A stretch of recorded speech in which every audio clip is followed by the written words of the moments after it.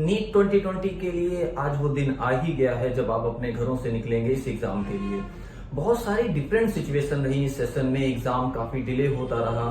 Corona जैसी pandemic situation ना आपने कभी देखी ना हमने कभी देखी, लेकिन इस सिचुएशन में आपने जो भी काम किया, जैसा भी काम किया, घर पे रह के जो भी स्ट्रेस में आपने पढ़ाई की या जो अप्स एंड डाउन्स रहे, एग्जाम कई बार टला भी और कई बार इस बार भी होने के लिए कई बार लोग कोर्ट तक गए और एग्जाम को पोस्टपोन कराने के लिए बने रहे। कुछ लोग उसके फेवर में गए।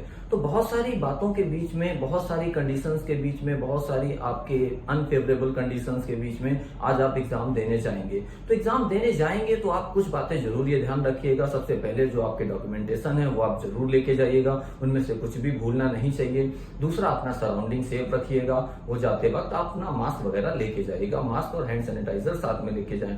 तो थर्ड थिंग यहाँ पर इंपॉर्टेंट ये है कि आप इस एग्जाम में आप अपना 100% करने की पूरी कोशिश करेंगे। इसके लिए कहने की कोई जरूरत नहीं है, नहीं भी कहा जाएगा तो भी आप अपना पूरा प्रयास करते हैं और आप उसके लिए लगे भी रहें। अब मेन पॉइंट यहाँ पर यह है कि इस लास्ट बट नॉट लीस्ट मैं ये कहूंगा, इस एग्जाम को अपने जीवन की बहुत बड़ी डील मत बना के लेके चलिएगा, क्योंकि एग्जाम अच्छा भी होने की पूरी पॉसिबिलिटी रहती है और अगर कुछ हालात में आपके साथ कोई डिसीज रह गई या कुछ ऐसा रह गया तो मे भी गड़बड़ भी कुछ हो सकता है। तो कुछ 19-20 होता है, वैसे तो ये उम्मीद नहीं की जा सकती आपके लिए, लेकिन फिर भी अगर कुछ ऐसा होता है तो ये जिंदगी का, इसे आप आखिरी एग्जाम नहीं बनाएंगे।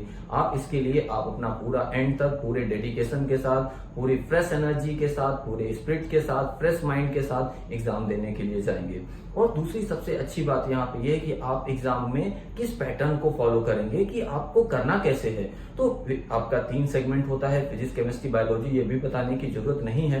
लेकिन आप स्टार्टिंग कहाँ से करते हैं? जैसे कुछ लोग होते हैं फिजिक्स से स्टार्ट करते हैं। मेरे हिसाब से आपको फिजिक्स से स्टार्ट नहीं करना चाहिए। आप केमिस्ट्री से स्टार्ट करिए या बायोलॉजी से स्टार्ट करिए, आपका जो बेहतर हो आप उससे काम करिए। फिजिक्स केमिस्ट्री से भी स्टार्ट करिए तो न्यूमेरिकल टच मत करिए। नॉन न्यूमेरिकल आपके 35 के अराउंड क्वेश्चन होते हैं जो नॉन कैलकुलेटिव होते हैं, आप उनसे स्टार्ट करिएगा और उनसे होते हुए आप बायोलॉजी में जाइए, वापस लौट के न्यूमेरिकल आप केमिस्ट्री के करिए, देन आप फिजिक्स में लौटिए जाके। अगर आप फिजिक्स में स्टार्टिंग में जाते हैं, इन केस न्यूमेरिकल ऐसा होता है जो कॉम्प्लिकेटेड है, आपको फंसता है, तो आपके लिए प्रॉब्लम क्रिएट कर देगा। तो ऐसा नहीं होना। स्टार्टअप ही आपका एग्जाम के लिए बहुत कुछ डिसाइड करता है। तो एक बेहतर एनर्जी, एक बेहतर स्टार्टअप, आपका बेटर स्टार्टअप इस एग्जाम के लिए बहुत मायने रखता है। तो आप केमिस्ट्री से स्टार्ट करते हैं या बायोलॉजी से स्टार्ट करते हैं, ये आप पर डिपेंड करता है, लेकिन आप इन दोनों सब्जेक्ट को ही प्रेफरेंस में रखें। मैं ऐसा भी नहीं कह रहा हूं कि फिजिक्स मायने नहीं रखता, फिजिक्स का उतना ही वेटेज है जितना बाकी सब्जेक्ट का है, लेकिन एक स्टार्टिंग के लिए, स्पीड देने के लिए हम नॉन कैलकुलेटिव सेगमेंट में जाते हैं। कैलकुलेशन एग्जाम में, प्रेशर में गड़बड़ होने की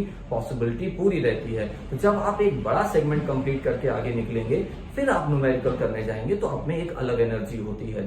तो डरिएगा नहीं, हिम्मत बांध के अपना काम करिएगा, आखिरी तक लगे रहिएगा। बस ये सोच के, ये एग्जाम सब कुछ निर्धारित नहीं करता है। इस एग्जाम से आप सिर्फ एक मील डिसाइड करते हैं और उसके लिए आपको पूरी मेहनत लगानी है, अपनी पूरी डेडिकेशन लगाना है, अपनी पूरी एनर्जी लगानी है। बीच में ऐसी सिचुएशन आती है पेपर करते वक्त कि आपको लगेगा कि शायद ठीक नहीं है, पेपर का लेवल अच्छा है तो क्वेश्चन टफ हो सकते हैं, तो उस सिचुएशन में आप थोड़ा सा गड़बड़ करने की स्थिति में होते हैं। बट ये मत मान के चलिएगा कि वो आपके लिए है, सभी के लिए वैसा पेपर होगा। आप उस पर लगे रहिएगा, लड़ते रहिएगा एग्जाम से। वही एक फाइट है, युद्ध ही समझ के चलिए इसको, और उसमें एंड तक आपको जूझना है। मतलब हालात ये नहीं होने चाहिए कि आपने फर्स्ट आवर में अच्छा काम किया और सेकंड आवर में जब आप काम करने गए तो आपकी एनर्जी लूज होने लगी। इधर उधर देखने की जरूरत नहीं, आप सर उठा के इधर उधर देखेंगे तो आपको लगेगा सभी लोग काम कर रहे हैं, आप सिर्फ इधर उधर देख रहे हैं। ऐसा नहीं होता। हर जो लड़का सर उठा के देखेगा उसे यही लगता है कि बाकी काम कर रहे हैं वही बेवकूफ है।